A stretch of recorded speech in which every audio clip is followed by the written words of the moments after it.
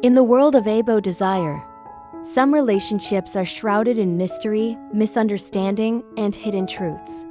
Today, we dive into one of the most compelling twists: how Hua Yong discovered the truth about Gao Tu, how Shen Wenlang became entangled in it, and the unsettling moment when he finally came face to face with Gao Tu's father, Gao Ming. Hua Yong was never the kind of man who considered himself warm-hearted. He was rational, sharp, and often indifferent to the affairs of others. Yet, despite this cold exterior, he always had a strangely good impression of Gao Tu. Maybe it was because Gao Tu carried a quiet persistence about him. Or maybe it was because he reminded Hua Yong of someone who had struggled hard to survive in this harsh world. On the night of the banquet, this impression deepened. That evening, the banquet hall was filled with laughter, clinking glasses, and the faint hum of whispered conversations. But Hua Yong's sharp eyes caught sight of something unusual. Out of the employee lounge, Gao Tu suddenly rushed out in a panic. It wasn't just the hurried way he moved that caught Hua Yong's attention. It was the scent. A strong, unmistakable omega scent, heavy and lingering, clung to Gao Tu like a second skin. Hua Yong remembered this scent. It was the same one he noticed when Gao Tu handed him a USB drive back in the shantytown. At first, Hua Yong thought perhaps Gao Tu had been involved with an omega during the banquet. But the longer he observed, the clearer it became that something wasn't right. You see, enigmas like Hua Yong had a sense of smell far sharper than ordinary people. From Gao Tu's body, he detected not just omega pheromones but another scent, deep, powerful, and intimately familiar. The scent of an alpha. Not just any alpha.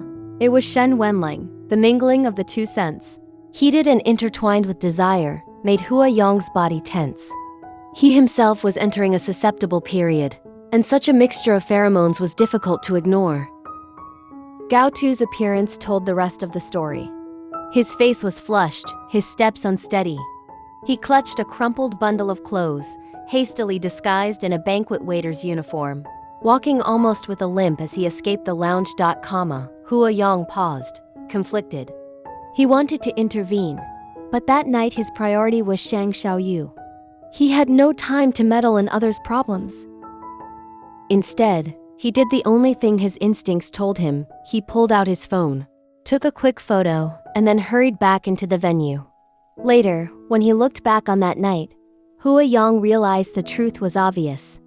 Gao Tu wasn't acting like a bada at all. No, everything about him screamed omega. And not just any omega, but one who had just been caught in a heated fever. The whispers confirmed his suspicions soon after. People said Shen Wenlang had been drunk that night and had slept with an omega.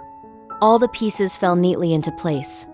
Hua Yong was certain now that omega was none other than Gao Tu. But Gao Tu's life was not destined for simplicity. Not long after, he asked Shen Wenlang to resign. For Hua Yong, this was frustrating to watch. He reminded Shen Wenlang again and again of how much Gao Tu had done for him, how much he had sacrificed and endured.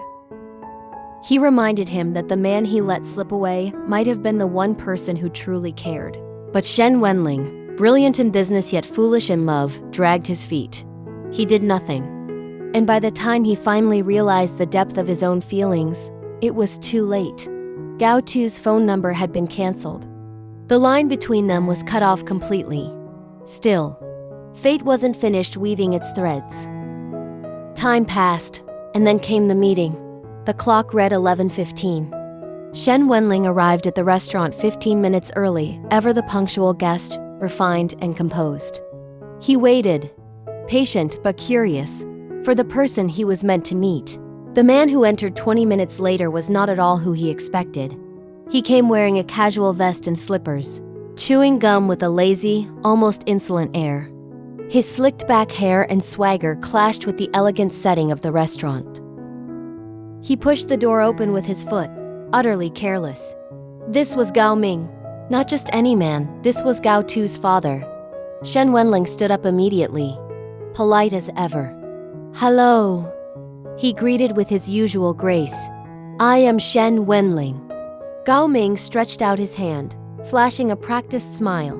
"Boss Shen, hello. Thanks to you for taking care of my son Gao Tu." At that moment, Shen Wenlang's expression softened slightly. So this was the man who had raised Gao Tu, the one who had brought him into this world. Out of courtesy, he shook his hand. "Where is Gao Tu?" he asked politely, but Gao Ming didn't answer directly. Instead, he waved his hand casually and pulled out a chair to sit. "Oh, him. I made an appointment with him at 12:30. Shen Wenlang frowned faintly. Something about the man's demeanor irritated him. From his casual tone to the way he smacked his gum, everything screamed carelessness, even disrespect. But remembering that this was Gao Tu's father, he suppressed his displeasure and forced himself to remain composed. "Didn't you say 11:30? Shen Wenlang asked. "That's us," Gao Ming replied with a sly grin. "There are some things I want to talk to you about alone."